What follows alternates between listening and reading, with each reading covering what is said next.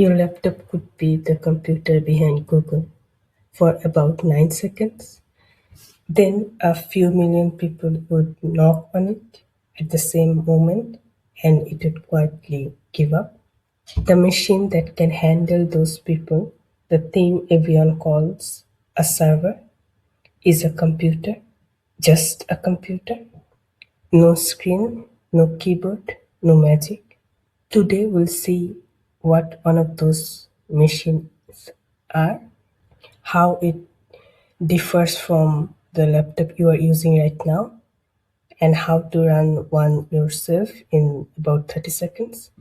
This is System Design from Zero, episode 2.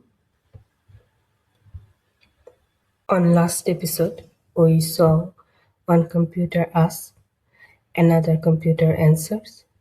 The one that answers is a server. Let's open one up. Inside there's a chip that does the thinking, something that remembers things for a moment, something that stores things for a long time. Exactly what's inside your laptop. Same parts, same kind of machine, and often the same brands. Three things are different. Nobody sits in front of it. No screen, no keyboard, no human is ever there. It waits for other computers to talk to it. It never sleeps. Your laptop naps the second you close the lid. The machine that stays awake for years because someone on the other side of the world might knock at 4 in the morning. And it doesn't live in a house, it lives in a warehouse full of thousands of machines just like it, stacked on shelves with serious cooling and a very good internet connection. That building is called data center. If the parts are ordinary, what makes a computer a server? Not the hardware, the software. A server is a computer running a program that listens. A little program that sits there with its ears open, waiting for someone to ask it for something. One machine can run several listening programs at once. One handles a website, another looks after stored information. So when something arrives, how does it reach the right program? Picture the computer as an apartment building. The building has one street address. That's how the outside world finds it. Inside, there are a lot of numbered mailboxes. Each listening program takes one mailbox and waits by it. The address gets you to the building. The number gets you to the right door inside. That number is called a port. That's all a port is, a mailbox number. Let's turn your machine into a server. If you have Python installed, open a terminal and type one line python space -m space http.server. Press enter. A program on your computer is now listening, ears open, waiting at mailbox number 8000. Open your browser and go to localhost colon 8000. Localhost is a special address that means this same machine. You're knocking on your own front door. Your browser asked for something.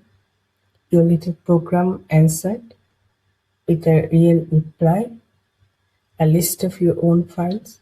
The whole loop from episode 1, one side asks, the other answer, just happened inside your laptop. Your machine is a real server right now. It only serves you. The mechanics are identical to Google's. So why can't your laptop do this for everybody?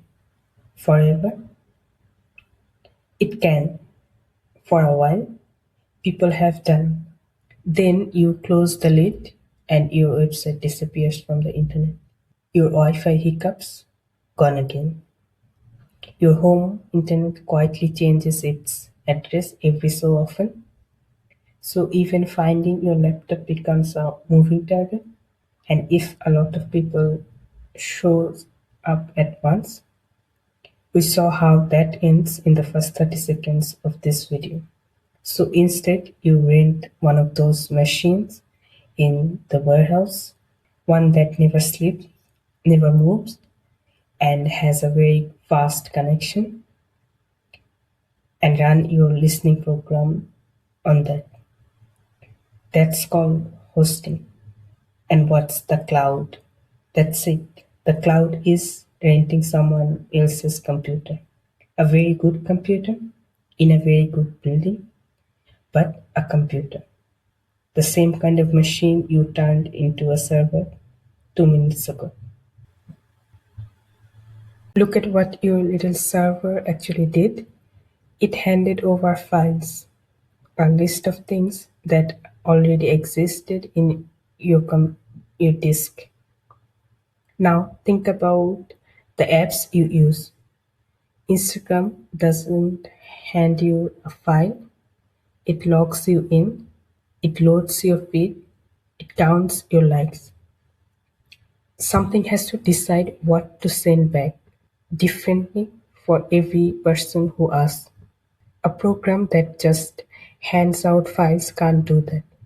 So how does an app on your phone talk to one of these machines? How does it ask for exactly what it needs and nothing else? For that, the machine needs a waiter, someone who takes orders. That's next episode, and it has one of the most useful analogy in this series. Next episode, what an API is. If you ran your own server today, tell me in the comments. This is system design from zero, one idea at a time. See you in episode 3.